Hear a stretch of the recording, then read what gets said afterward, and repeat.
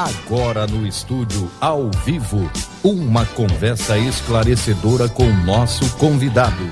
Pois é, está recebendo aqui no estúdio o Ricardo Falcão. Ele é presidente do CONAPRA, Conselho Nacional de Praticagem.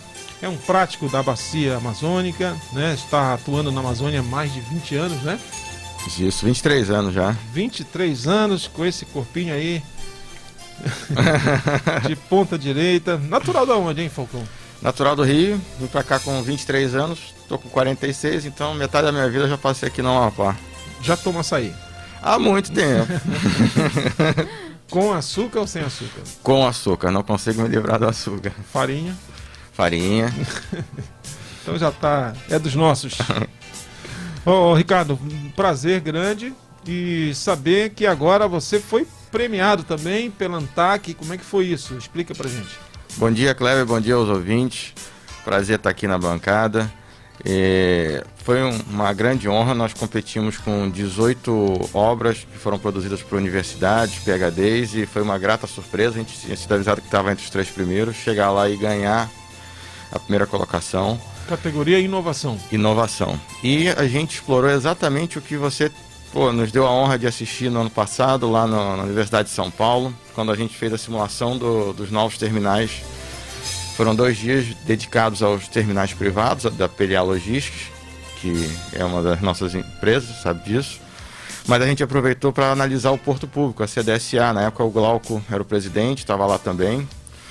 E justamente o que nós exploramos nesse artigo científico é como que a gente evoluiu rápido de ter tido a ideia de convidar parlamentares. Estava lá o senador Paulo Albuquerque, estava deputada Leda Sadala, tinha membros do Ministério Público, estava o prefeito Santana na época, o Ofenei, trazer toda a comunidade para a comunidade discutir o porto. Porque quando a gente fala de porto, ele é escrito num papel, ele não faz muito sentido, você não consegue enxergar as dificuldades, não consegue enxergar as medidas de mitigação, as medidas para evitar acidentes, o que de operação, como é que ele vai funcionar. Quando você chega num simulador desse, você mergulha embaixo da água, vê o navio passando, você vê as profundidades todas representadas ali.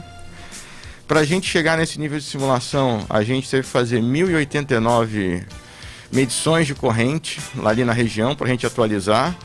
E o principal, né? A gente saiu de um navio de 55 mil toneladas, que é o que a gente utilizava, que era o Handmax, para o Panamax, e você viu também lá que a gente percebeu que a gente podia ir um pouco mais além. Fomos para a nova geração de Panamax. Então, um porto que operava navios de 55 mil toneladas passou a operar navios de 110 mil toneladas.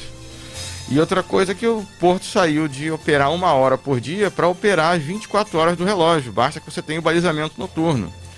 E com o apoio de rebocadores, como foi especificado lá. Então, isso para quem quer investir num porto que operava só 1 hora, passou a operar 24 horas, qualquer dia, que você operava com uma classe de navio, você passa a operar com uma muito maior, que a sua rentabilidade é exponencialmente o dobro da capacidade de carga. E você listou muito bem a quantidade de pessoas e instituições, né, que estavam presentes naquela ida lá no tanque de provas numérico, né, da USP, lá em São Paulo, na Escola Politécnica, né, de São Paulo. Correto.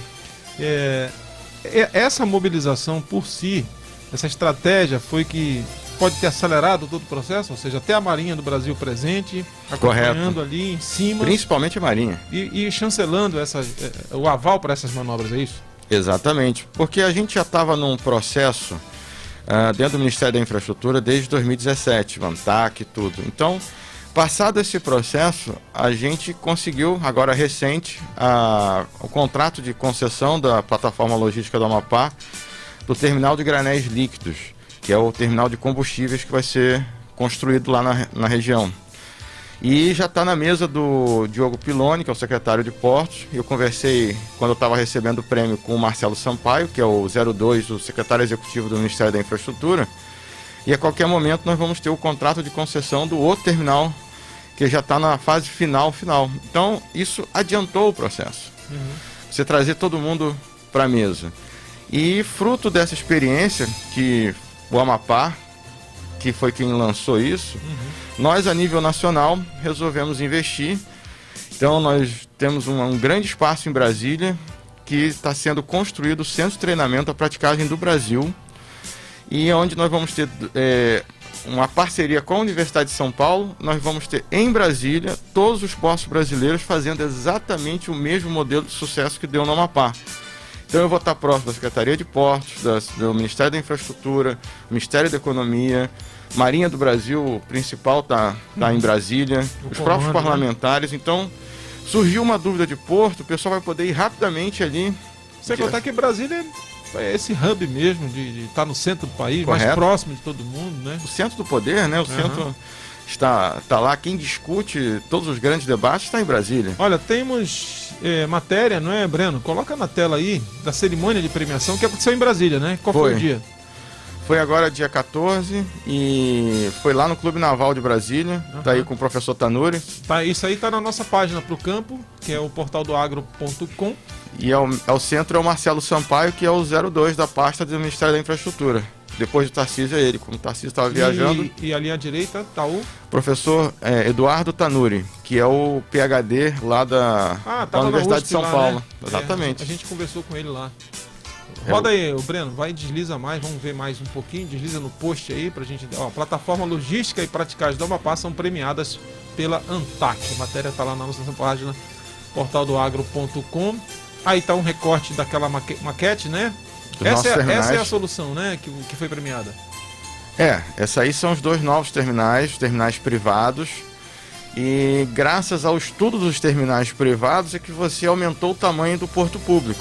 Então, aquelas dúvidas, a gente sempre viu tanta discussão, dá para manobrar, não dá para ser um navio maior ou não. Então, na verdade, quando a gente abriu a discussão pelo porto privado, nós trouxemos tudo.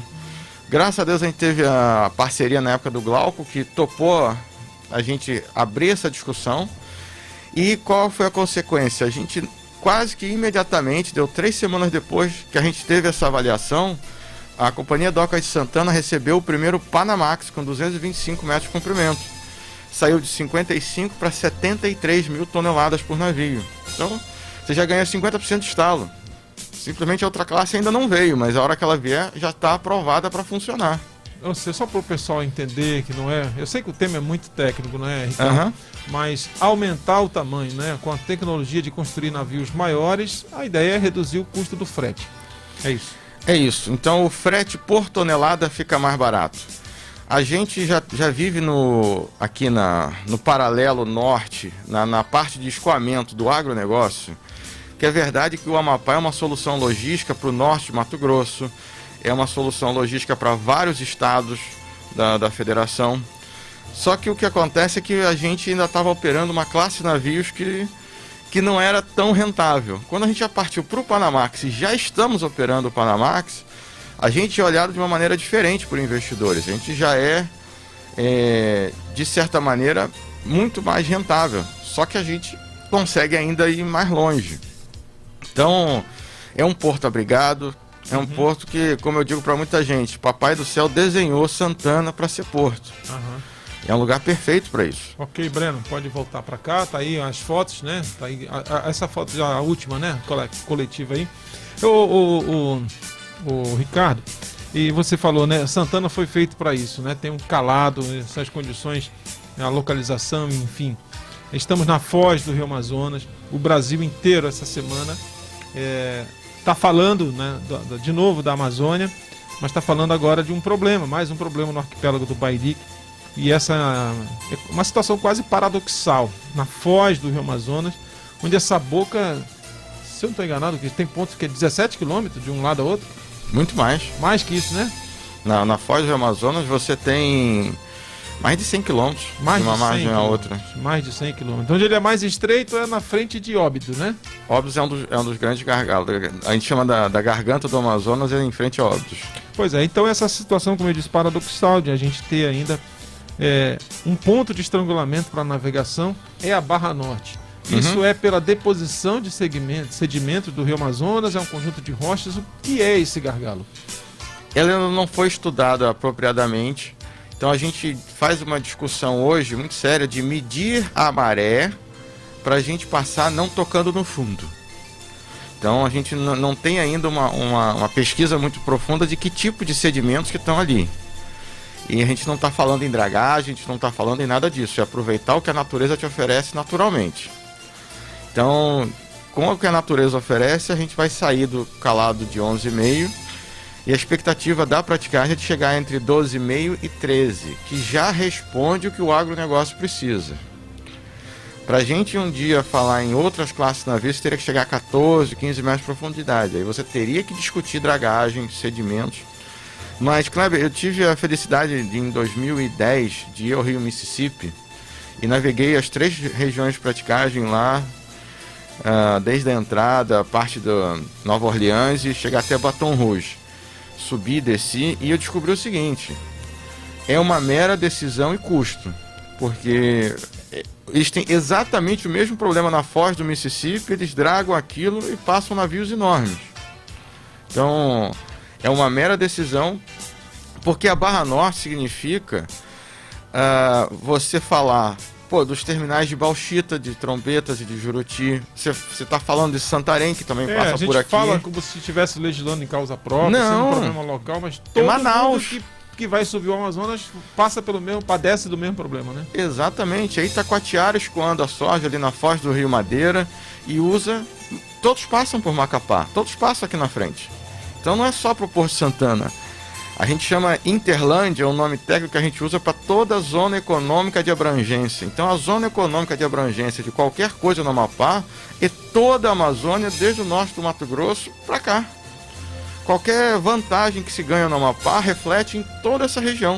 Uhum. Aumentou o porte para o Amapá, aumentou o porte para todo mundo. E o time também, o Ricardo Falcão, hoje a União, o governo federal, tem tido essa visão, abrir para o capital, né, os leilões, né, de concessões portuárias, né, é uma realidade. O momento agora pede por essas soluções. O olhar está para o norte agora. Chegou a nossa vez. Chegou a nossa vez, eu diria muito mais do que isso até. Eu acho que a gente, esses 23 anos que eu estou aqui, a gente sempre ouviu falar Amapá é o estado futuro, pela sua localização, pelo próximo canal do Panamá. Quantas vezes a gente já vê essa discussão ser travada? Então, hoje, com os terminais privados, a gente já tem, para o terminal que já foi homologado, já temos investidores interessados, já estamos sérios na conversa. Acredito que no ano que vem, até o final do ano, agora, ou início do ano que vem, a gente já tem um anúncio de quem vai começar a fazer isso. O outro também não deve ser difícil. Eu já estou indo no mês que vem para Dubai, numa comitiva da Confederação Nacional da Indústria. A CNI está indo para lá exatamente dentro da Expo Dubai para a gente ter contato com investidores, desenvolvedores. Então, a gente não está falando mais em 5, 10 anos, a gente está falando daqui a 5 anos estar pronto. 2 terminais novos operando, já mudou a perspectiva, não é se. A gente já começa a discutir o quando disso. Muito bacana, muito interessante. Ô Lilian, fica à vontade, antes da gente liberar o Ricardo Falcão, quer tirar mais alguma dúvida aí? E a questão também do que isso vai mudar a nossa economia, né? Tanto para Santana quanto para Macapá, traz um desenvolvimento, traz uma nova rota de mercado para toda a população em si, né? Tudo aquilo que tem ao redor dos novos portos cresce, né? Me permita colocar isso de uma outra maneira.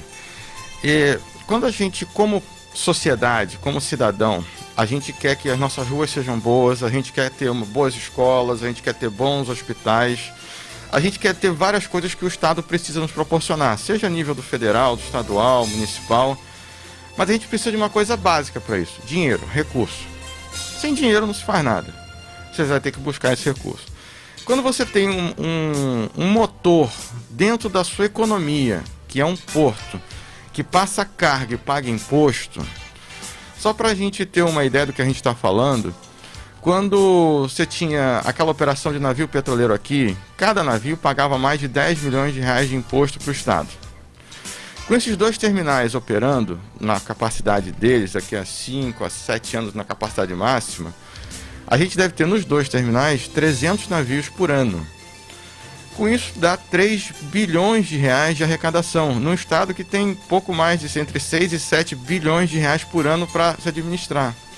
Então significa que em 2 terminais você vai ter 50% de injeção de dinheiro na economia, para você fazer o quê? Exatamente os prefeitos, o governador ter recursos para fazer exatamente o que a sociedade quer. Os portos, além de serem terminais, eles vão ter uma região industrial atrás. Esmagadora de soja, esmagadora de milho, produção de biocombustível, isso tudo está no projeto. Quando você tem isso, você está falando em ração para animais, você está falando em ter avicultura, ter um monte de coisa. Só que a gente tem que lembrar o seguinte, se você tem uma empresa que cria animais, ela precisa de médico, ela precisa de advogado, ela precisa de psicólogo, ela precisa de assistente social. Você consegue dar várias respostas em cascata para essa mão de obra que se forma aqui no estado e que tantas vezes a gente vê, qual é a solução? De onde a gente vai arranjar emprego? Você gera uma economia e dessa economia, máquina de dinheiro que é injetada na veia do estado, você gera outros serviços, você gera outras necessidades. Muito bacana. É emprego, é renda. Ricardo Falcão, presidente nacional da praticagem, do Conselho Nacional de Praticagem. Opa, um pico de energia aí, carinhosamente chamado de o cara do Porto. Obrigado, viu, Falcão? Muito obrigado, Cláudio. Parabéns pelo trabalho, por acreditar, por insistir, persistir. Muito da sua postura tem sido decisivo para que esses resultados, ou como se diz atualmente, para que essas entregas aconteçam, né? Sim, sim. Estou muito feliz aqui de ter aberto esse espaço, estou à disposição. Eu acho que a gente tem que cada vez mais ter esse debate. Eu acho que a gente tem, inclusive, que já começar a ter o debate de como preparar a população para absorver esses empregos. Perfeito. Senão a gente daqui a pouco está criando emprego aqui para outras pessoas de outras regiões virem para cá. A gente tem que permitir que a nossa população tenha acesso a esses empregos que vão ser criados. Tá bom, obrigado, Falcão. Até a Obrigado. próxima.